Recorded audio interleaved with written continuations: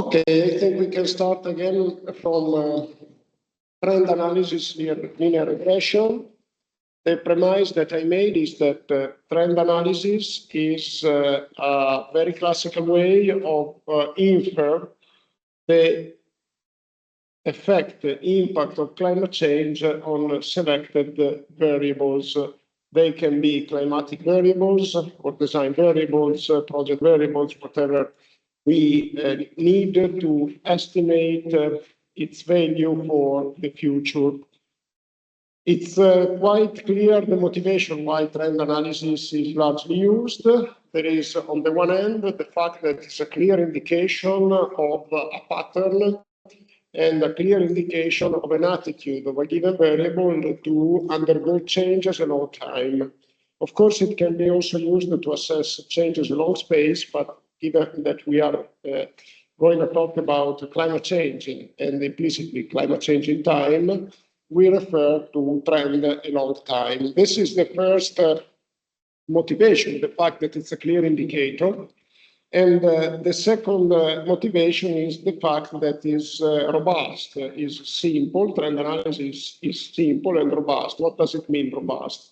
It means that it provides an estimate that may be not very accurate, but at the same time is not plain wrong. And also when we extrapolate for future prediction, the fact that a predictor is robust means that probably is not the best accurate predictor, but it is the safest. The safest because it cannot be, precisely because we believe it cannot be really plain wrong. So let's just start from the premise that we know what is a linear function. And we already described two conditions and two mathematical conditions that need to be satisfied in order to ensure that a relationship is linear. And of course, linear regression means estimating a linear straight line to a time series of data. So we know what linearity is, and therefore the relationship of a linear regression is simply given by a very simple equation, and let me use the same symbol, yt, I think, yes. Yt is given by an intercept A plus a slope parameter B multiplied by time plus a incorporation error epsilon t. So here, as I said, A is the intercept, and you understand it is the intercept because if you put 0 for time, you get that y is equal to a plus epsilon, okay? And b is the slope, which quantifies the intensity of the trend, the amount of the trend. So, of course, if b is 0, there is no trend. So there is no change of the variable along time. And the larger is b, the larger is the change in time. So b actually is what really matters to us. A is an indicator of mean value. So the value that remains stable along time if E is 0. What really matters, what is interesting for us, is to estimate whether B is equal to 0 or not. And it's particularly interesting the fact that in statistical terms, we have to use this terminology. It is particularly interesting the fact that we cannot exclude that B is 0. So we cannot say in statistical terms, it is interesting if B is 0, because statistical analysis is always performed in the presence of uncertainty by definition. And therefore, we cannot say B is 0. We have to say we cannot exclude that B is 0. Okay? And this is why the terminology of statistical proofs, statistical assertion, usually is a negation. So we cannot. So we can say yes, but we cannot say no. Okay. Okay, and then there is epsilon. What is epsilon? Epsilon is, of course, the error of the interpolation, is the error of the model. And we have to expect that there is an error. Why? because we are in the presence of uncertainty. So we admit that the linear relationship is not giving a precise estimate. We admit that because we are dealing with a random process. Random means that there is a lack of deterministic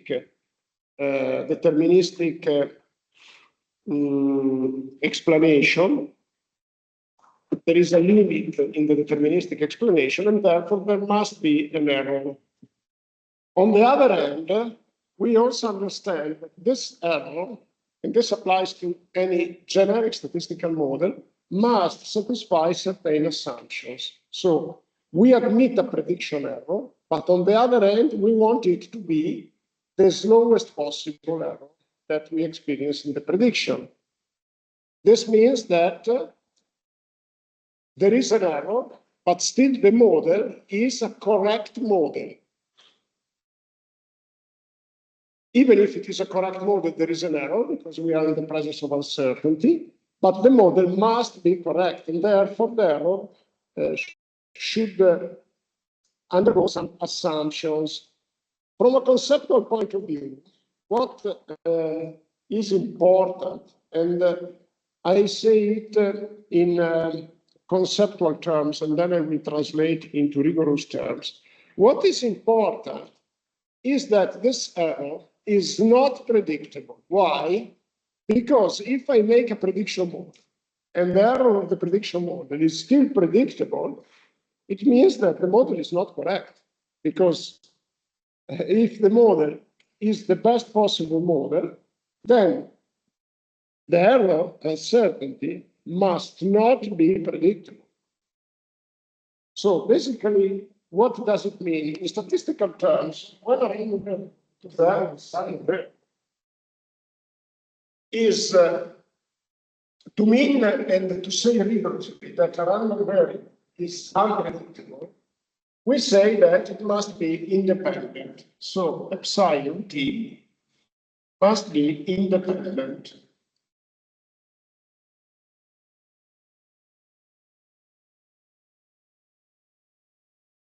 Independent. It means that it is unpredictable. It is completely random, like two tosses of a coin.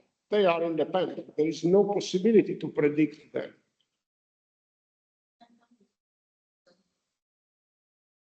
Sorry, because I didn't get it. How we can estimate it, or how we can guess the... Yeah, give me some time. Try to make independence, to make sure that it's independent. Like me, just some time. Okay. And so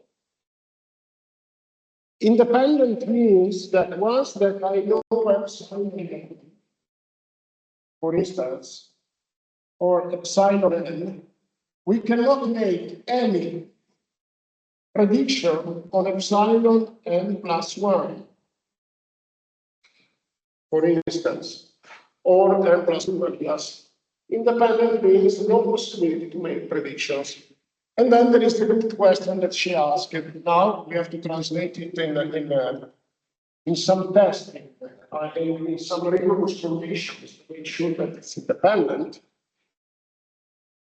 And before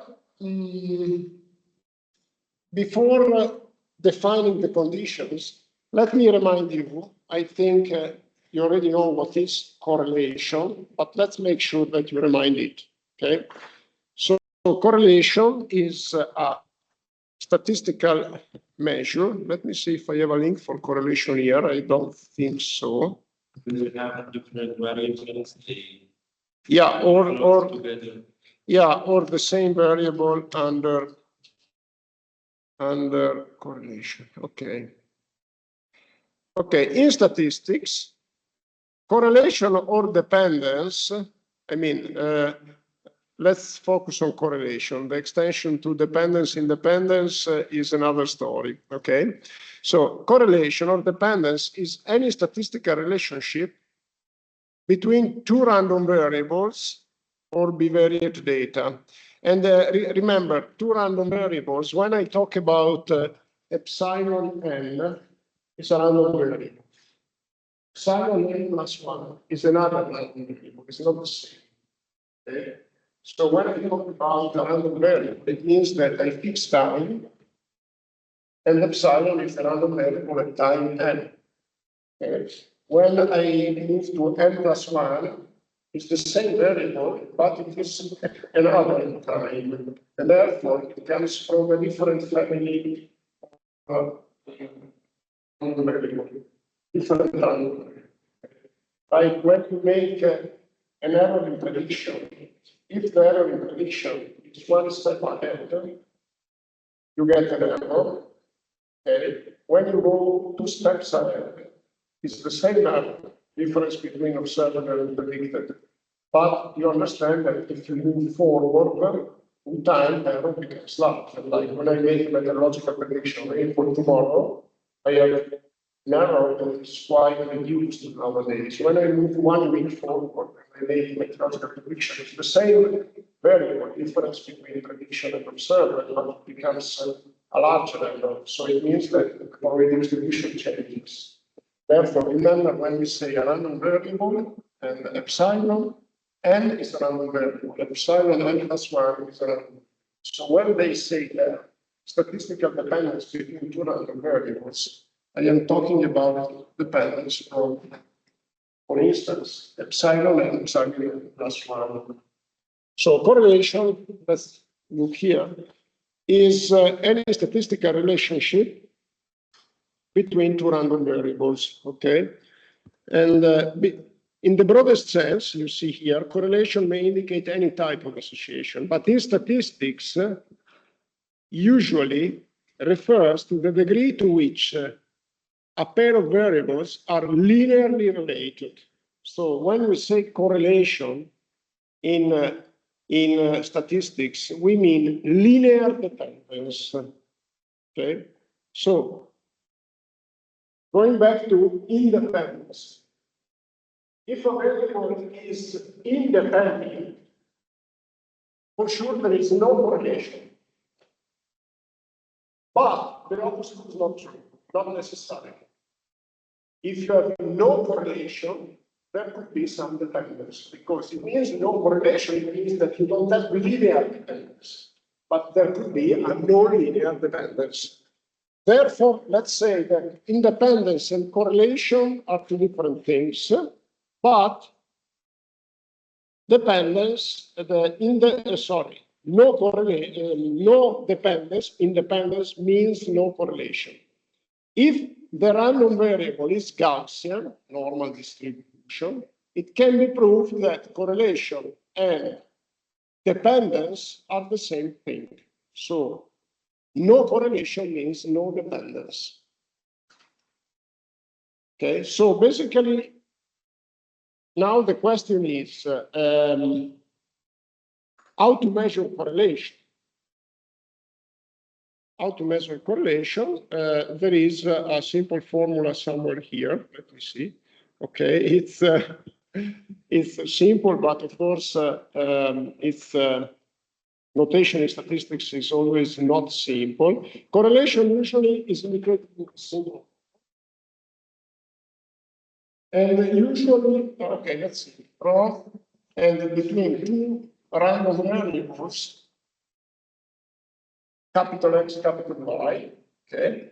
And this is the expected variable. It is measured in this way. I write on the blackboard, it's easier to understand it. So the expected value, sorry, of X minus its mean value multiplied by epsilon minus its mean value divided by the standard deviation of the 2 variables. Okay, and the same relationship that it's written here. So it means basically that you take a random variable X, so like there at step n, time step n, you subtract the average of the epsilon n Same thing for epsilon n plus 1. You subtract the average, you multiply them, and you take the expected value. When you multiply them, it means that you get several values for the same random variable. And so you obtain several products, and then you take the expected value. The expected value is a rigorous way to define the average. The average is an estimate of the expected value. Okay? And then you divide by the two standard deviations. This is a measure of correlation. Okay, now let's, yeah.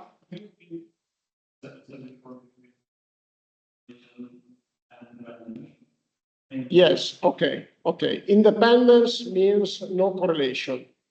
Okay, correlation, the opposite is not true.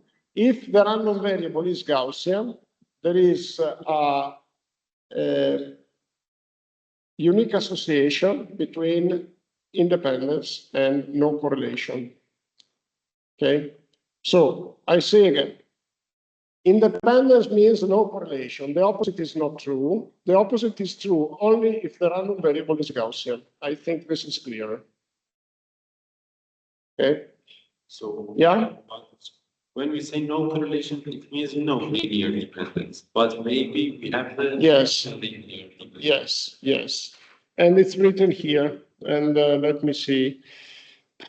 If the variables are independent, Pearson correlation coefficient is 0. So Pearson correlation coefficient is another way of saying a correlation, okay? And is 0. However, because the correlation coefficient detects only linear dependencies between two variables, the converse is not necessarily true. I said the opposite is not necessarily true. So a correlation coefficient of 0 does not imply that the variables are independent, okay?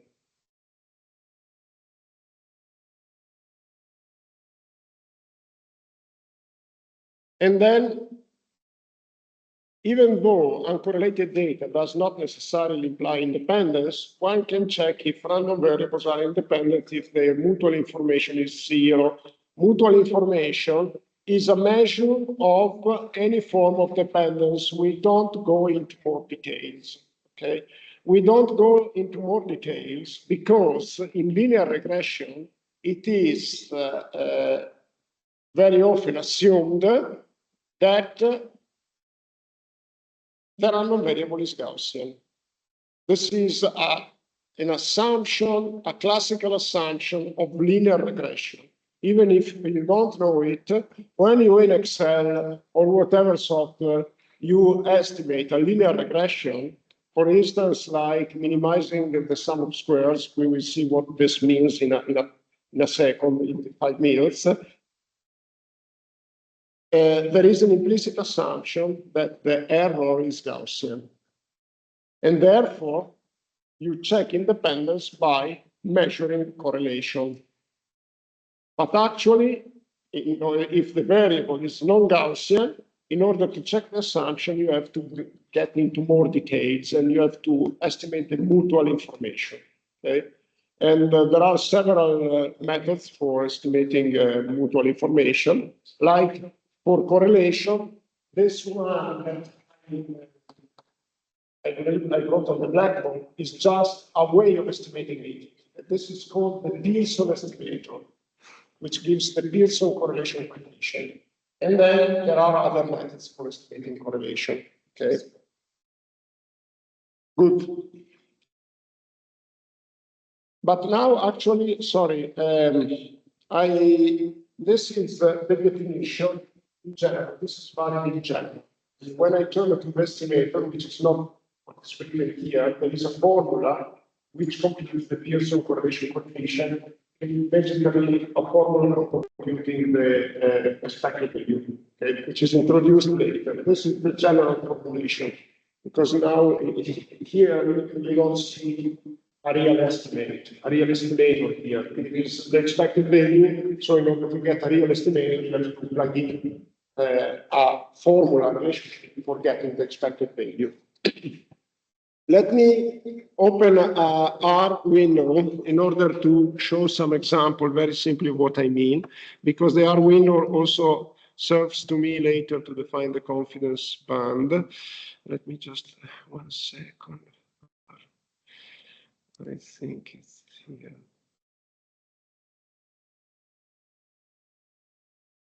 There is also, no, this is our studio, but it's on the web. Just 1 second.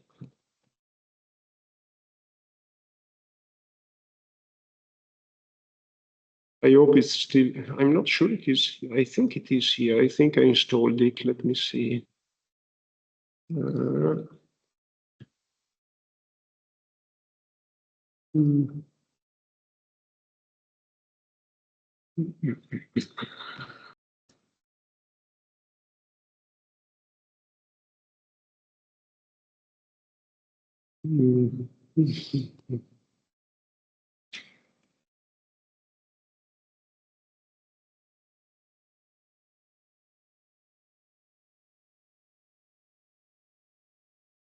Okay, give me 1 second. I install it because otherwise I cannot make any example. It's very quick, as you know. Okay.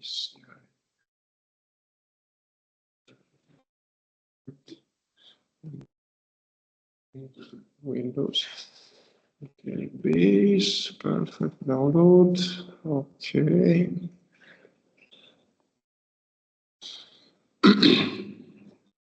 We can close this one. Let's take English.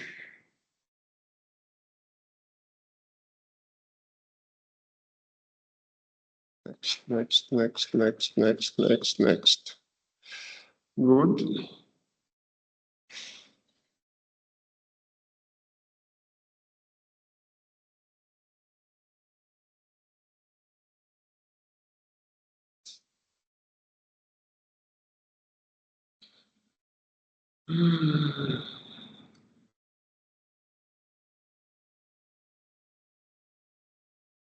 Finish. Very good.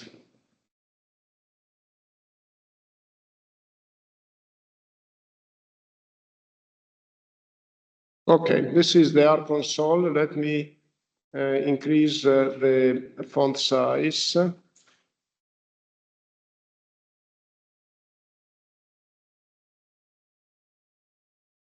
Okay, good. Okay, let me generate a normal, an outcome from a normal variable. So let's say normal 1 is R norm, and let's take it just R norm 1000, or let's make it 100. Okay, and then let's take another normal 2. Okay, let's see, the plot is very simple, normal 1. Okay, this is just a normal variable, and the normal 2 is the same thing, or very similar. Let's compute the correlation, okay? The correlation with the Pearson estimator, which is obtained by this definition by plugging in a very simple estimation for the average, for the arithmetic mean. We use the arithmetic mean to compute the average. I don't remember the name of the, let me see, core. Okay, core should work. So correlation, normal 1, normal 2. Not sure if it works. Let's see. Yes, it works. So you see minus 0.05 is close to 0, but there is a question here. Is close enough or not? Because if I generate another normal 2, okay, and I compute the correlation again, of course I get another value. So how can I evaluate whether it's 0 or not? I should estimate the uncertainty of the estimator, okay? But let's forget for a moment about it, okay? Let's forget. Now, let's suppose that normal 2, instead of getting it by random generation, normal 2, I take normal 2 is equal to normal 1 times 0.5. Of course, now you expect that there is some dependence, and there is a linear dependence actually. Okay, correlation 1. Okay, so you see that it's a measure of dependence. Now, let's do like this. Normal 2, it's random plus normal 1 times 0.1. Now, there is some correlation, but there is also a random component. You see that still remains very close to 0, okay? So once again, but now I introduced some linear correlation. So I need a threshold value in order to say there is correlation, no correlation. Let's generate again. Normal 2 is a random component plus normal 1 times 0.5. There is an increase of dependence. Let's see if I can see it. Yes, see 0.5 precisely, because there is a linear dependence that is 0.5, okay? And now I could make it plus normal 1. So let's see. You see that I'm getting over 0.5, but still I'm not getting to 1, okay? Because there is a random component. Or now I could say normal 1 times 10. I should get closer to 1, but still there is a random component, okay? So you see that indeed correlation is a measure of dependence. Very good. And now we know that there is if the variables are Gaussian, absence of correlation means absence of dependence. Very good.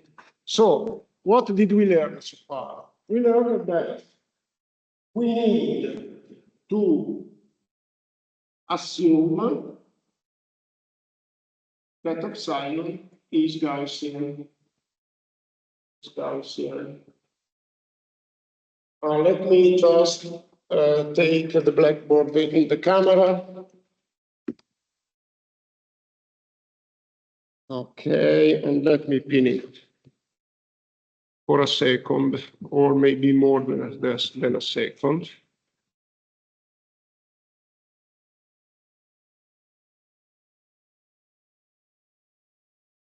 Okay, one more thing. If this variable is Gaussian, what can I conclude? That this one is Gaussian as well. So if epsilon is Gaussian,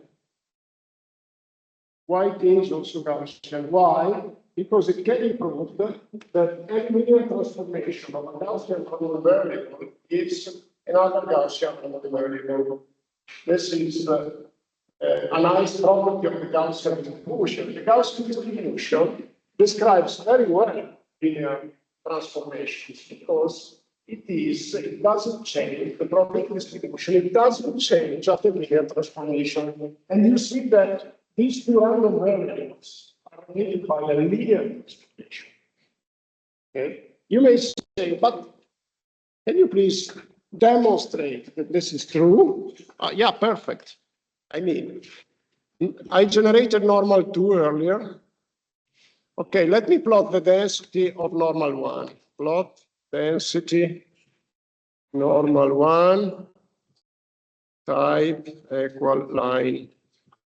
Okay, this is the density of, where is the graph? It's here, sorry.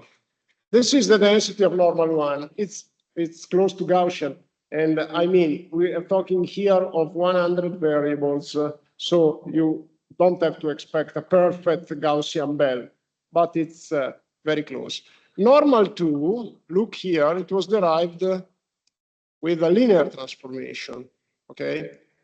Like, no, normal 2 is here. Normal 1 times 10, okay? Okay, so let's plot the density of normal 2 then, to check that it's indeed Gaussian. Sorry.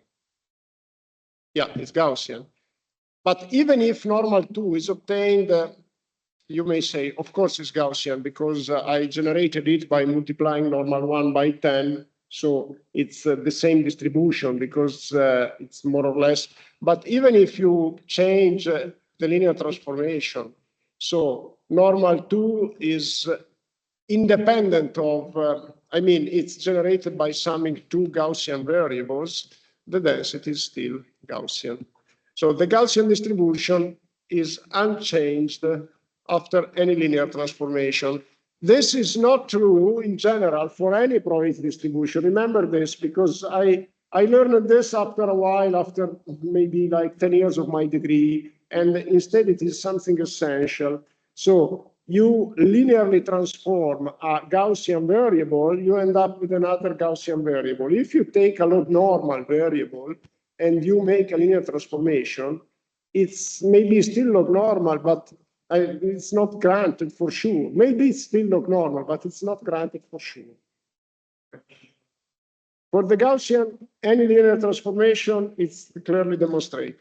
So, for instance, I could take a log normal, like L normal 1. I mean, it's difficult to say, but let's L normal 1, L norm, I think it is 1000. So we get something more very good. And now L normal 2. So these are two log normal. Let's plot the density. Plot the density, for instance, of L normal 2. And you see it's log normal because there is the long tail. Okay. Now, if we plot, the density of L normal 2 plus L normal 1, let's see, it's difficult to say if it is log normal or not, but in general, believe to me, this is not granted for sure that it's still log normal. How can we check if it is log normal in a very simple way? Okay, let's plot the density of the logarithm of log normal 1, log normal 2. If the sum log normal 1 plus log normal 2 is still log normal, if I take the logarithm, it should be normal. Let's see. Well, not really sure. Keep in mind that this is 1000. So I would expect this is not Gaussian.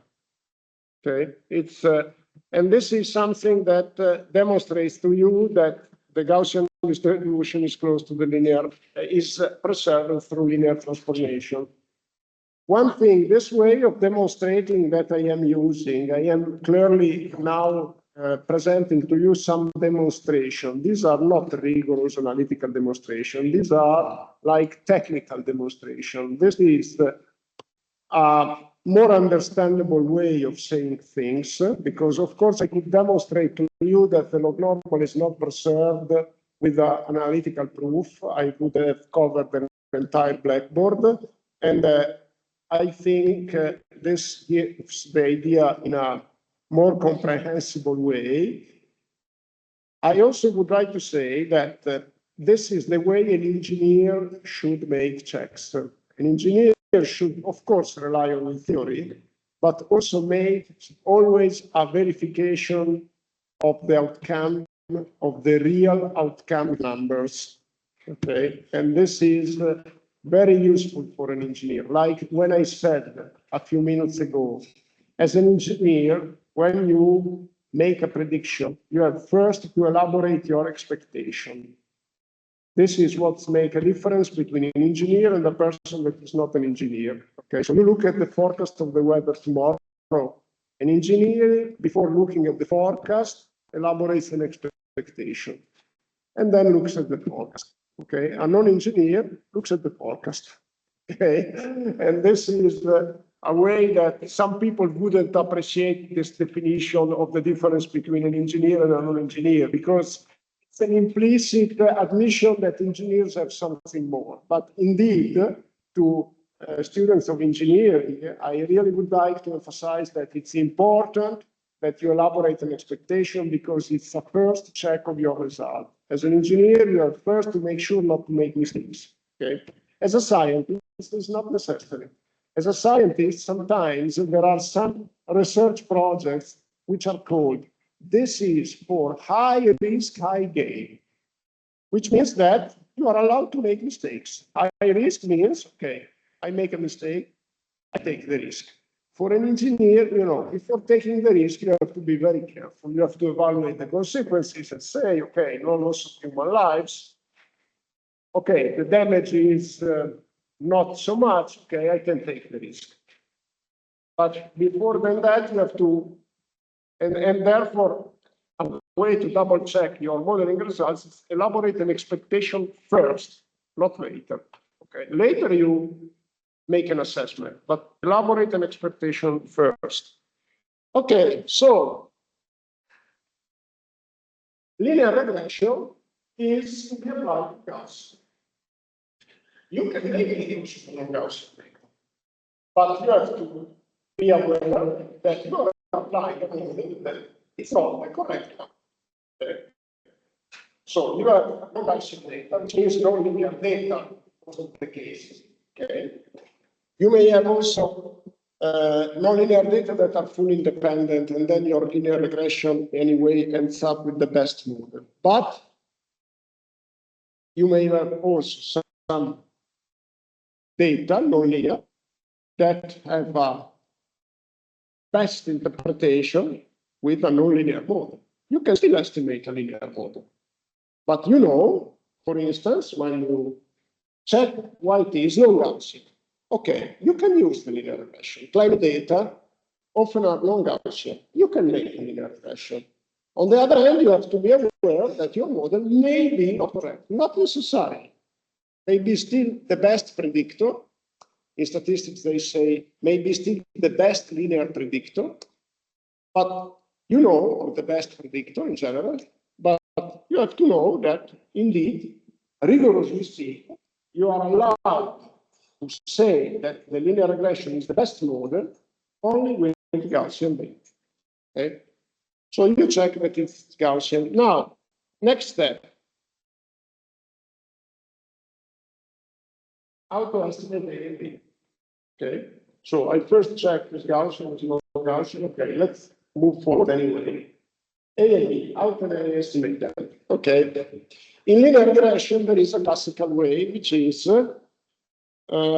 least squares.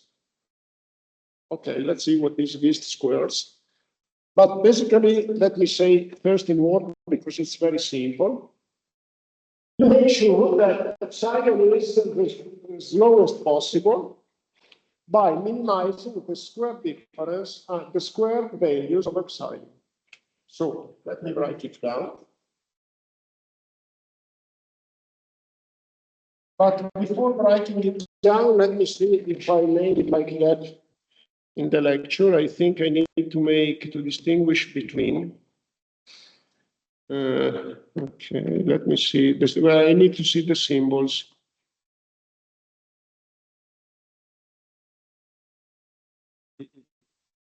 Okay.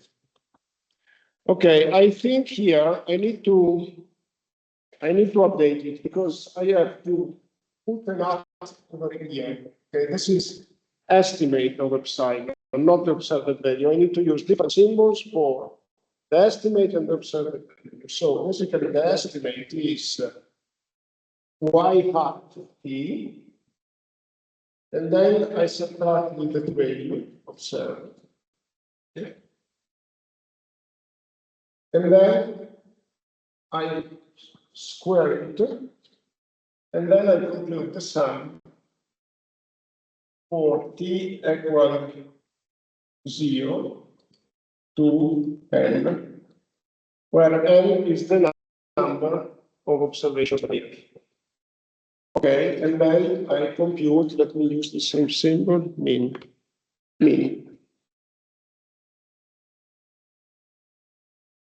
I compute the mean value. Let me write it like you see over the screen. For the summation is without t. Okay, t equal 1 is on the screen, and the capital N the number of submissions. So mean of summation equal 1 capital N over A plus B T minus, I need to make another connection in the statement, sorry, minus white. What I'm writing now is correct, square. What I'm writing now is correct, But this one is without the at. I realize that now, okay, because this is the true value, because I added epsilon. The at is a plus b. So let me write it here. Epsilon at t is equal to a plus b. This is the estimate. Actually, this is the estimate that is given by the linear regression, because in the linear regression, when I apply it, I don't know them. There is unknown. So the estimate through linear regression y up is given by a plus b. And what I wrote here is correct. And then it's also correct when it's in there on the screen. So we have variable for sure is the real expression. Instead the 1 million then the random variable we have an approximation. Yes, because when there is no error, yeah, I got the error is the estimate. This is what you can obtain with a straight line. This is the value given by the straight line. And this is indeed, if you add the error, you get the true value. And therefore, when I compute the difference, true value, you see here, epsilon. This is reverted in the sign, but it's a plus bt minus yt, and it gives epsilon. And then if I take the minimum, I end up with estimates for A and B, A and B.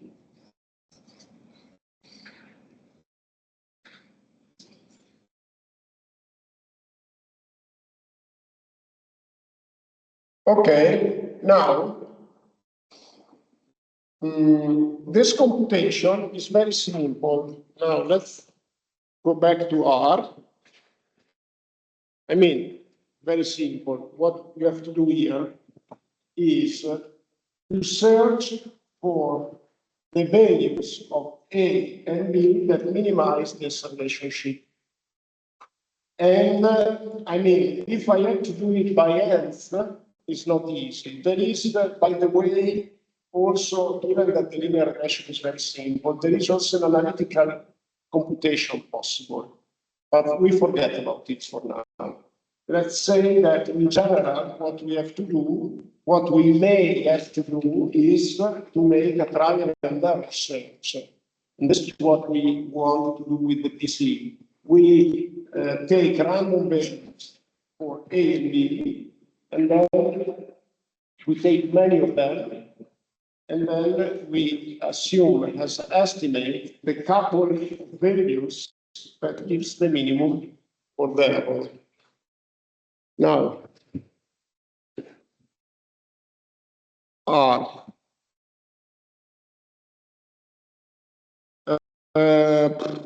Let's close this now.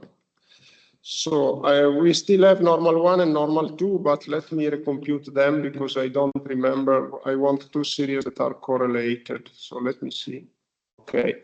I think this was normal 2 10 times normal 1. Normal 2, no.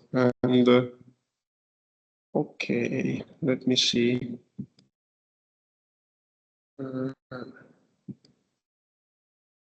Okay, let's take this normal 1 times 0.5. Okay, good. So let's compute the linear regression, and the linear regression, let's compute it for normal 2. So what I guess, if I plot normal 2, let's see. But this is still independent. So this normal 2 is dependent on normal 1, but normal 2 at 2 subsequent time steps is not dependent. So let me just explain better what I meant to say. So what I generated and plotted over the screen is a random variable that is dependent on normal one, the other one, because if you see how I generate normal 2 is given by random one plus normal one that is multiplied times 1.5. So there is dependency between normal 2 and normal 1. But actually, when I talk of linear regression, what I am interested in is the dependence of epsilon with respect to itself. So I am interested in the dependence between epsilon t and epsilon t plus 1. Okay. How to measure this? Yeah, it's very simple. I mean, you get epsilon t, so there is a sequence of values, epsilon t, and then you can generate, you can put on the side here the same epsilon t shifted by 1. Okay.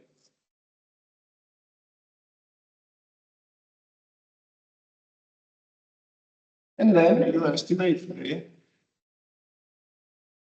correlation.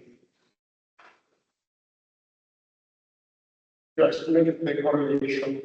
This test here is just the same random variable shifted of 1, and with the result of the two vectors, I estimate the correlation.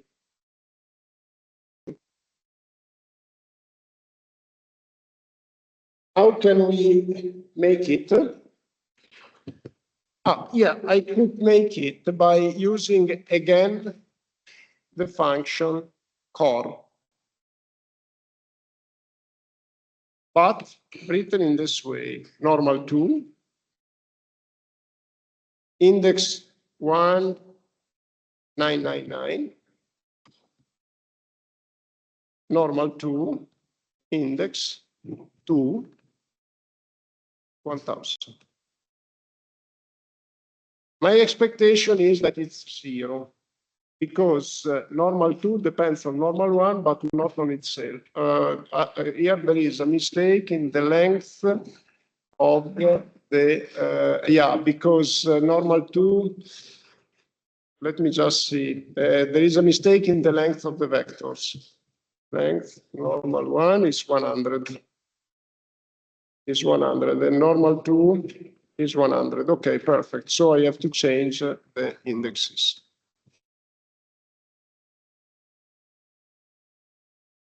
You see that it's 0. Okay, very good. Let's make a counterexample, a series that is correlated with itself. Okay, this is very simple if you think of it. Normal 2 was generated in this way. Let's now correct it by this in this way. Normal 2 is equal to, or normal 2, let's see if it works, from 2 to 100 is equal to normal 2 from 1 to 99 times 0.5. In this way, I think I generated a dependence on itself. Let's see. Yeah, not really that much. There is some, but not really that much. Let me just check if I increase it.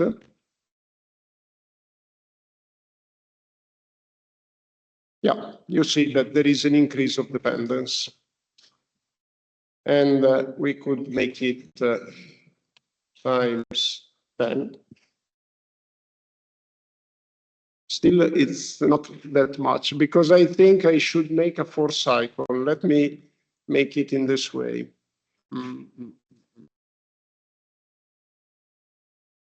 I mean, what I want to do is to first generate a random vector.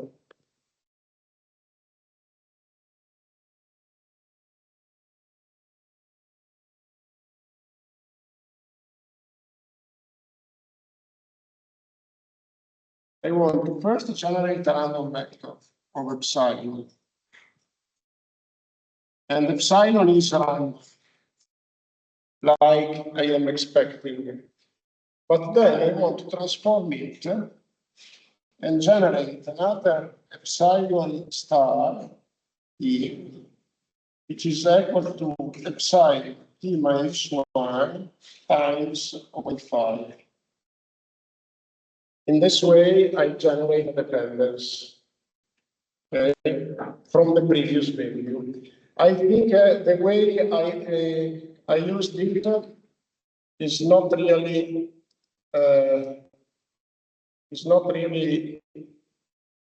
correct. I think I should make it a full cycle.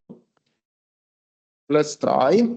So first, let's generate normal one equal 1000 at norm 1000.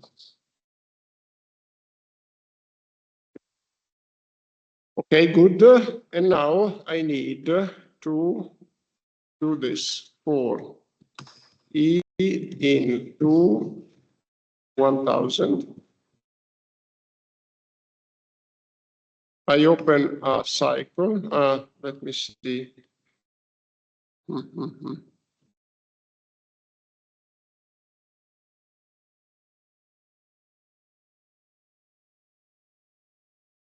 I need to find the curly bracket on the blackboard. 1 second.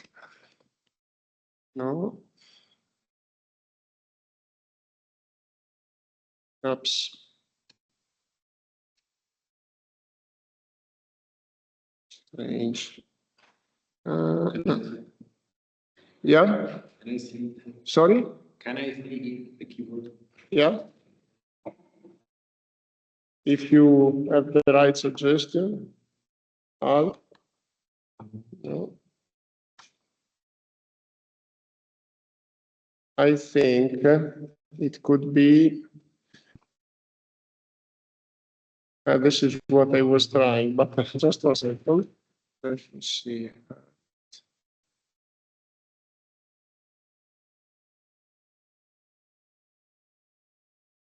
I'm sure that I did it, but so Alt GR, no. 6, let's see. Okay, good. It is Alt Shift square bracket. Okay. Okay, so now I can write 1 I is equal to normal 1 I minus 1. Okay, times 0.5 plus, let me see, plus normal, okay, normal 1I. I think it should be like this. Let me check, Alt, Shift, okay. And then let's see the covariance, core, normal 1, 1999, 2, 1000, normal 1, 1999. Okay, this is what I obtained. Okay, so look over the screen. Normal 1 is first a random variable, and then in the fourth cycle, I transform it through a linear transformation is normal 1 plus the previous occurrence of normal 1 times 0.5. And when I get to the correlation, you see that the correlation is very large. Now, let's try to do this. correlation, and let's shift one more. 3,998. You see that there is still a correlation, but lower. Let's shift one more. 4,997. Lower. And this is to be expected because if I establish a correlation, so basically this value is correlated to this and also to this. Okay. Now, when I get to the next one, so I get here again, this is actually not really correct because this is the subsequent one. Let me see. It's like this, and this. Okay. So basically, the vector in this position depends on the vector in this position and the previous one. Now, when I move to the next one, you see that the next one depends on this and depends on this. Basically, on this one depends. But this one depends also on this one, so there is still a residual correlation.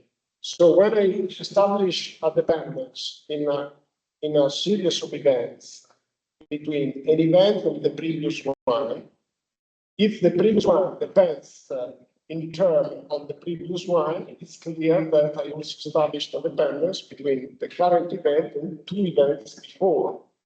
So this is when we analyze, for instance, a correlation in rainfall, I analyze the correlation between rainfall in Ravenna between today and yesterday. If there is a correlation, and this is preserved in time, it means that there's also a correlation between rainfall today and the rainfall the day before yesterday, and also the past. But of course, this correlation is going down. Okay. Okay, so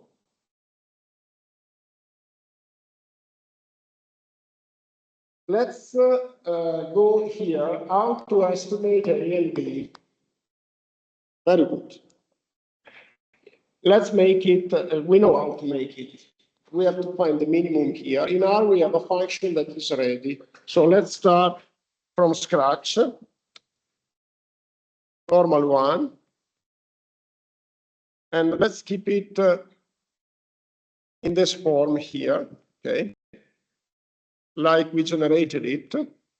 So it's, let's first take, let's take it, okay? Sorry, I clear the screen. Okay, good.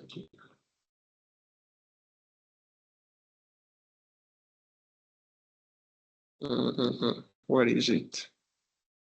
Okay, I have this normal one. Let me take a plot of it. Plot, normal one. Why I'm taking a plot? Because I want to show you what is the effect of correlation in terms of visual, okay? And remember, okay, let's see. This is not very clear because it's better a line. Right, equal line. Okay, good. Okay, this is the visual plot. Let's compare it with something completely normal, okay, completely random, and you see the difference. And let's open a new window. That's new. Oops, sorry.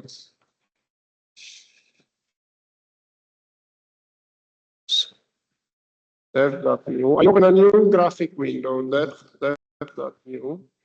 Okay, this is a new graphic window, and let's take a plot of for comparison with this plot here. Let's take a plot of a fully random thing. So plot norm 1000 type equal line. Okay. And let's see how it is the comparison. No, this is log normal. Sorry, I made a mistake. Let's plot a normal. Good. Now, let's make the comparison. Okay, can you see the difference? Apart from the magnitude, I think there is a clear difference. And let's try to increase the correlation, okay? So you better see the difference. But basically, can you see that it's blacker to some extent? There is more black. Okay, let's make that exaggerate the correlation, because it's important that we gain an expectation of what correlation means. So let me get here normal. Okay. So I think we can make it, actually what I need is again the fourth cycle to exaggerate it. It's a bit of a stress, but we can do it.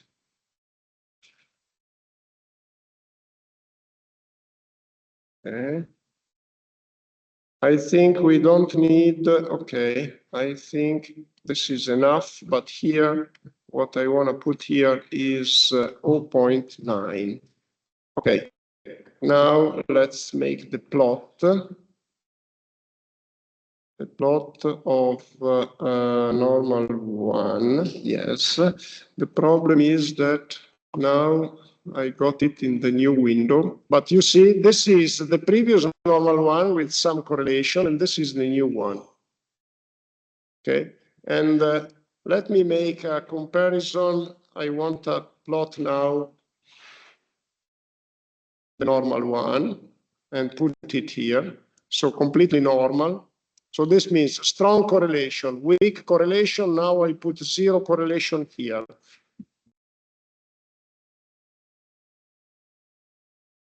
Okay, so here I can make plot.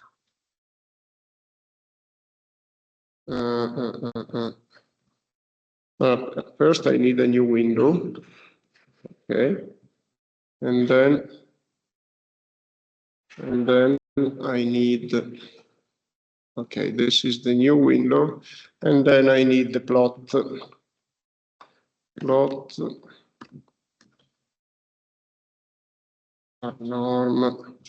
1000. This is a new generation, is new.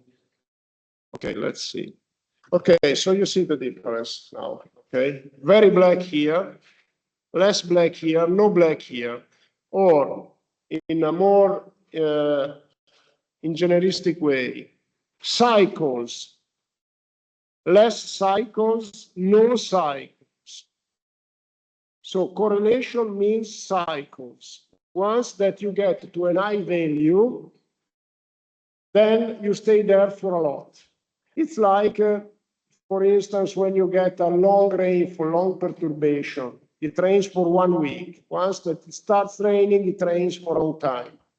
And there is in the literature a lot of investigation about flood-rich period. What does it mean? We know that in the history there were like a couple of centuries of time, like from 1200 to 1400, with several floods in Europe.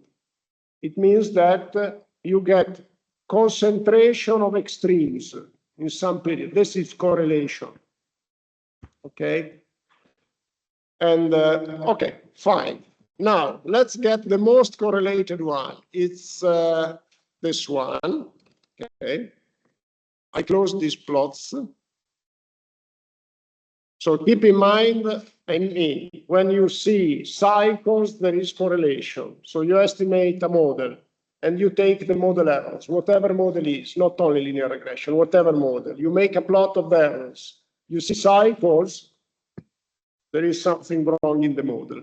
Okay, there is correlation. Okay, now estimation of the linear regression. There is a very simple equations to be used in R. I think the name is LS. I don't remember. Let's see. LS diagonal. diag. LS diag is the diagnostic of the linear regression. Let's see. Okay, LS fit. Yeah, the function is LS fit. And the function wants time, x is time, and y is the random variable. Okay, these are the only two required values. Okay, let's go here. LS fit. Let's give it the result to a linear reg, to a variable. Linear reg is equal to LS fit sequence 1000. This is time, and normal one. Okay, good. What is the result? Let's see. The result is a list. So linear egg. Linear egg. The result is a list. Coefficients, it gives the coefficients. It gives the residuals. What is the residual? Is the error, is the epsilon. Okay. So let's look at the coefficients. Linear egg coefficients. I think I never explained to you what are the lists in R. The lists are groups of objects. Like in this case, you see that the list, the result of LS fit, the result of the linear regression is a list. The list contains, I asked the names of the list, a vector of coefficients of the linear regression, A and B, what I'm looking for. Another object is the vector of the residuals. Another object is intercepts. We will look at what is intercept, okay? But let's look at the coefficient. You see, intercept, and I think x is 0 because clearly is not correlated, because I don't remember, because I did several simulations, but it's clear from here that this normal one is uncorrelated. Okay.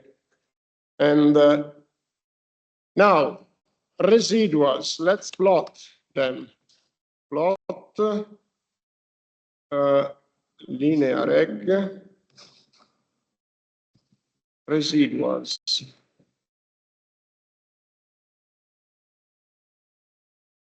And these are the residuals. Actually, here there are cycles. There is a lot of correlation, so there is something wrong here, because clearly this linear regression is not correct. I still don't know what is not correct. And what is important to note is that indeed there is something not correct. And in this way, I could, looking at the residuals, I could understand it. And now I hope that we can also understand what is not correct. Let's see. So LS fit, the normal one. I don't remember normal one. Let me see, plot normal one.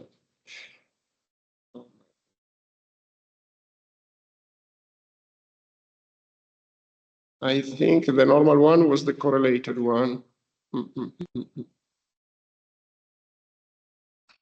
Where is the plot? Here it is. Yeah, normal one is the correlated one. And therefore, of course, if you estimate a linear regression here, it can't be, it's a straight line with zero slope.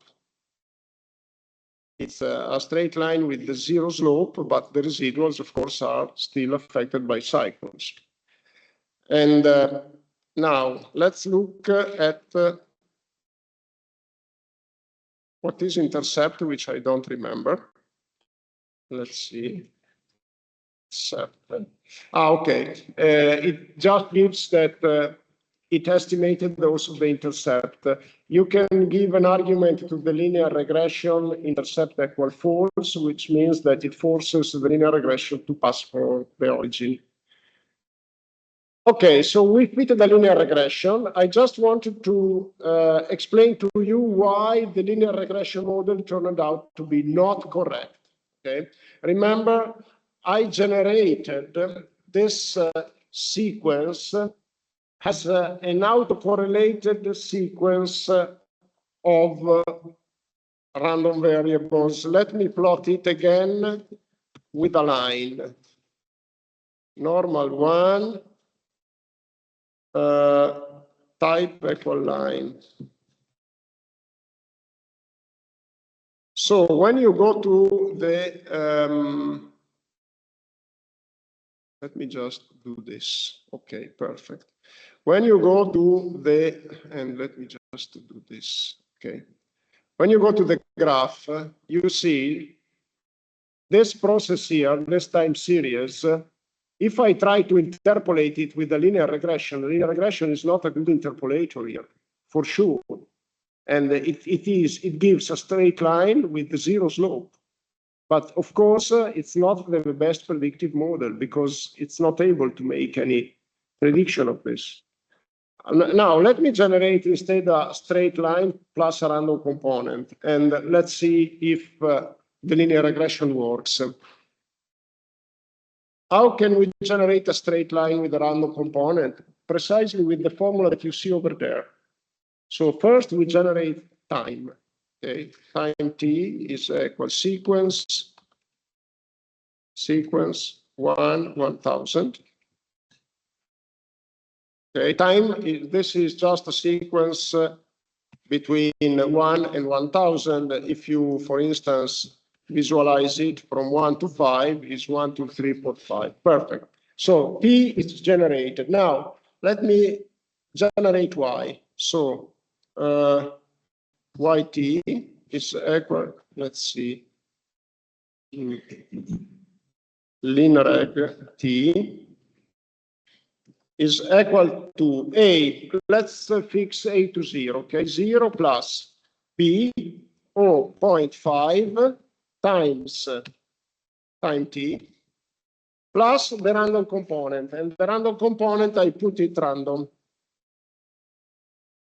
R norm, 1000.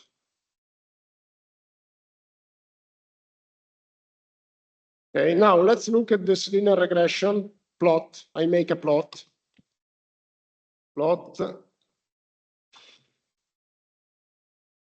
lin reg t. Now you see that it's clearly a straight line plus some fluctuation. Okay, very good. Let's make ls fit.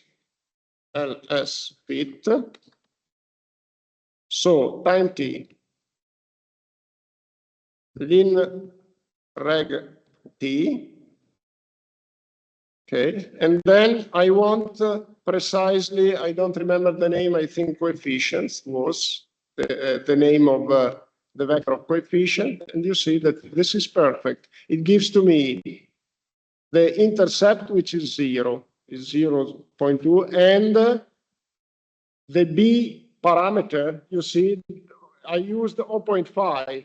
You see the generation here, 0.5. It's perfect. It gave back the perfect parameter. Of course, if you increase the random component, I make this example and then I leave you free. Let's increase the random component. So this random component, let's put here 0 mean, but the standard deviation, let's increase it a lot, okay, 10. So what I expect in terms of the plot is more variability along the straight line, you see.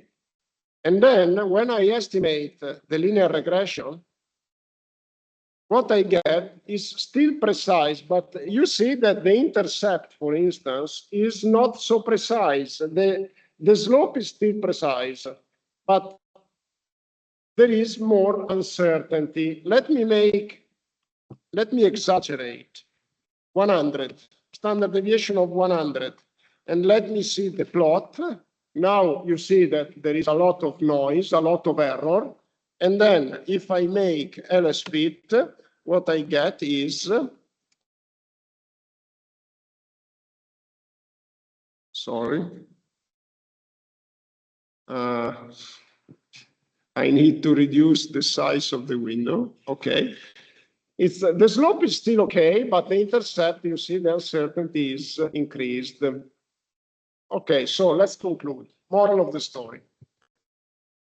Because I hope you could follow me. Today I accelerated a little bit. with examples. So, moral of the story. Today, we learned how to fit a linear regression, which is something that we already knew, but we learned in practice how to fit a linear regression on a time series. And we learned that the linear regression is a good prediction model if the data are Gaussian. The linear regression presupposes that there is uncertainty because it's not a perfect model, especially if you use it to predict a climate variable. So we get an error, which we assume is Gaussian, and we can check if there is look Gaussian and looks independent because the second assumption is independency. And if the data are Gaussian, we can check independence with correlation. Okay. Now, we learned that if the series cannot be predicted by linear regression, cycles, cycles mean uncertain. So if we see cycles, it means that error is correlated, and it means that the linear regression is not good. We learned that we can estimate the parameters of the linear regression through minimization of the error. And we learned that if the error remains large, this means that these parameters are estimated with more uncertainty. Now, these things that we learned today, we learned them apply to the linear regression. But in general, this applies to any model, which may be deterministic, may be statistical. Any model is conditioned by assumptions that we need to check. And any model is characterized by parameters. In any model, you can estimate parameters by minimizing them. And in general, by looking at that of any prediction model, you can check whether there is no correlation. And if you see in the error that there is correlation, it means that the prediction model, whatever the model is, can be improved. Okay? So I make reference to the linear regression because it is used in climate assessment, and it's a model that is easy to be understood. You know, if I brought on the complicated model, it would be more difficult. But just keep in mind that the concepts, how to estimate parameters, assumptions, how to check the assumptions, the concepts apply to any model. Okay? And if the model is not perfect, it's not a problem, provided we can estimate its uncertainty. We didn't talk about uncertainty estimation for the linear regression. And the next Wednesday, we'll dedicate like 15 minutes to explain how can we estimate the uncertainty of linear regression. I just want to tell you that the function is LS-diag. LS-diag of, you give the name of the result of, for instance, lin reg t, and you get a lot of, I don't know why it gives there, because lin reg t, okay, maybe because here lin reg t is not the result from a linear regression. I have to put as the argument of LS-diag the result of a linear regression. So it could be something like this. It could be something like this. LS-diag. You see, what is in the screen is the diagnostic of a linear regression, and you get a lot of things. But what is, look at the standard error. This is uncertainty of intercept and slope. What is the meaning of standard error? We will discuss next week. But this is the measure of uncertainty. Standard error is a measure of uncertainty in intercept and slope.